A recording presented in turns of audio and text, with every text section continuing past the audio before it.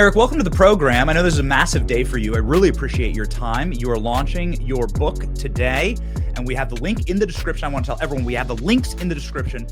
But since that made so much news, and since we've had such a historic 24 hours for your family, the family that brought the world peace, I want to get your reaction to that. President Trump saying he's not sure he's heaven bound. Well, Ben, it's hard to believe that, I finally think the siege was worth it, if that makes sense, right? Everything they did to us was worth it yesterday when I saw what he did. And make no mistake, he is heaven bound. He's probably too humble in a certain way to say that. I can say that as a son, because I've seen the hand of God on him for a very long time, guiding him through the most unthinkable, dark process. And then we get to a day like yesterday, which is, was so beautiful. But he is heaven bound. And I can tell you, maybe the one thing he does that might have, influenced heaven is, I think there's a lot less people going to heaven, meaning they're going to heaven slower because he stopped the death and destruction around the world. I've personally witnessed him stop wars where you would have had young men primarily, but young men, young women getting killed, getting mortared, getting shelled. I saw it with Cambodia. I saw it with Thailand. I mean, you've seen so many conflicts where, you saw it with India. You saw it with Pakistan. I mean, you saw conflicts there. And every single one of the prime ministers of those countries and the leaders of those countries have come out and said, listen, it would have been very, very different had Trump not got involved. In fact, you had the head of I think, Pakistan yesterday. I'm sure you saw that, where he said, listen, here are two nuclear superpowers, and it could have been really bad. And it was getting very bad. And all of a sudden, Donald Trump, President Trump put an end to it. And so hopefully he slowed down the journey to heaven for a lot of people, in that they'll spend more time on this earth and they'll get there. But they won't get there for a number of years, because he stopped, innocent young kids from absolutely getting run through a meat grinder unnecessarily for no reason whatsoever. And that in itself will get my father to heaven. And believe me, if he wasn't heaven bound, he wouldn't have been alive after Butler. If he wasn't heaven bound, that flag wouldn't have folded up like a perfect angel right above his head. If he wasn't heaven bound, if he wasn't meant for this purpose, he wouldn't have beaten Hillary. We wouldn't have beaten Hillary. We wouldn't have got through the landmine of what Under Siege was, where they tried to destroy us in every way, shape, or form. They tried to suck the breath out of us. They tried to suck the money out of us. They tried to suck the voice out of us. They did everything humanly possible to destroy us. And yet here we are, and we have this amazing peace, deal on Charlie Kirk's birthday. I can't tell you how many things are lining up. I mean, think about the fact that this book came out on Charlie Kirk's birthday, on the same day as we have peace in the Middle East.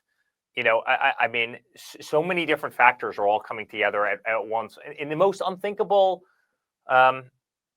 unbelievable journey.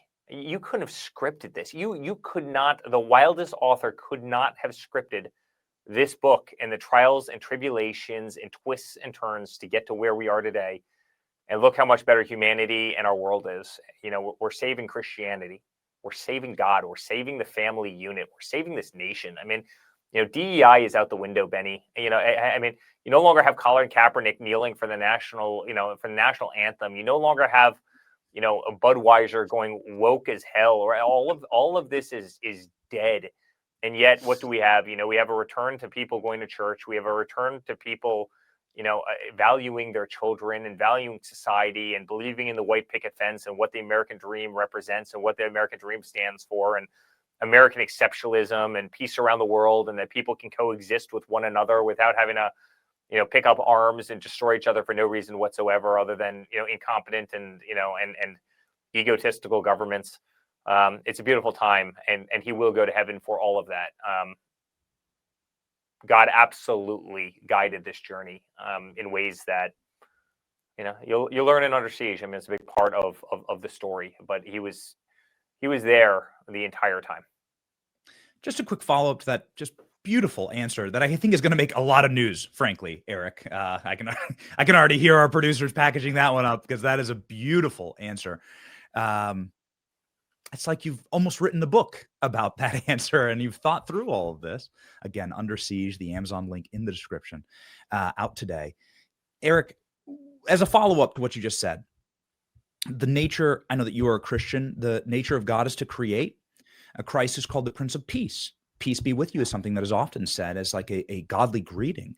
But the nature of Satan is to steal, kill, and destroy. If you want to see Satan's work in the world, just look at who is stealing, who is killing, and who is destroying. That's right. Now, everyone calls your father some of the most evil names on earth. I don't really want to repeat them, frankly, here. But if you look at his nature, if you look at what he's actually doing, if you look at his actions, not the libels and slanders that have been leveled against him, you'll see that the fruit, the actions with which maketh the man, sets your family up to be possibly the family that brought world peace, actually, to the globe in our time. And it is an incredible series of accomplishments, and it's an incredible series of creation. You guys have created, and you've also brought peace, and it's wonderful. And I think a lot of people are like, including Hillary Clinton, Joe Biden, Bill Clinton, many Democrats are just eating their words today and deciding that now is the time. We can't help it anymore. We're just going to praise President Trump. It's got to be remarkable to witness from your position. Well, I think, and actually, even to take that step further, I mean, I think he set us all up for this, right? I mean, and I go through this in the book, right? I mean, obviously, my father was larger than life, great personality, has backbone, was always that creator. I mean, that's what he did. The only thing he's ever done in his life, his entire premise of his life was creating, fixing, turning things that are broken around. He did that better than anybody.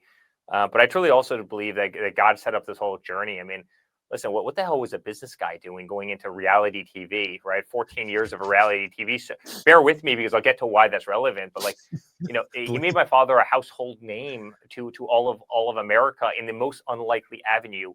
You know, sure enough, I'm on the last 7 seasons of The Apprentice. You know, we were used to seeing that red dot, you know, turn on in the most high pressure situations where you had to perform. And then sure enough, you know, 3 years later, 4 years later, you know, we were being cast onto the public stage in this country when he had no one else around him to support him. I mean, Benny, there was no one. I mean, it was my father, it was Don, myself, there was a couple of people in the campaign, and that was it. It was our voice, and that was it. It's before the people saw that he was doing well and decided to, you know, jump on the winning team, right? I mean, we had no senators, we had no congressmen, we had no spokespeople. I mean, we had so few people other than the American people who believed.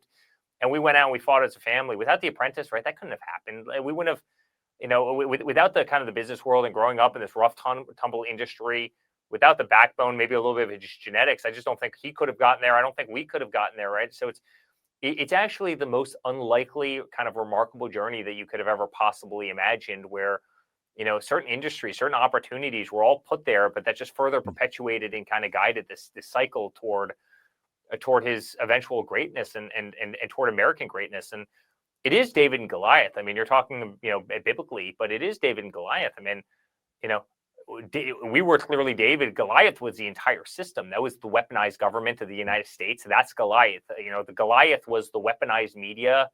98% of the media coverage we had, you know, was negative, and somehow we won. How is that possible? If that's not biblical, frankly, I don't know what it is. And I think my father was also the imperfect man, right? And we were all imperfect, and that's exactly how the Bible worked. You know, so oftentimes the imperfect person, I don't know, have multiple wives, right? I mean, you know, people were the unconventional, imperfect person was the person who was actually always chosen to actually save kind of humanity, right? And come in and win the day. And I very much think that they set my father up, and you know, my father was set up in that way. And I can't tell you how many times God comes into the equation throughout Under Siege, throughout the book, but just throughout my life, and also in ways that you feel but might not see.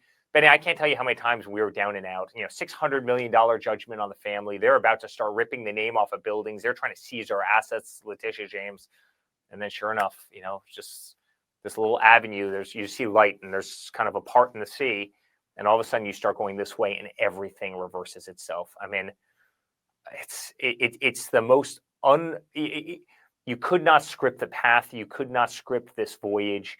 You could not script the twists and turns. You could not script how many times we were down and out and they had us by the neck, and we somehow managed to just barely escape and come back and win the entire thing.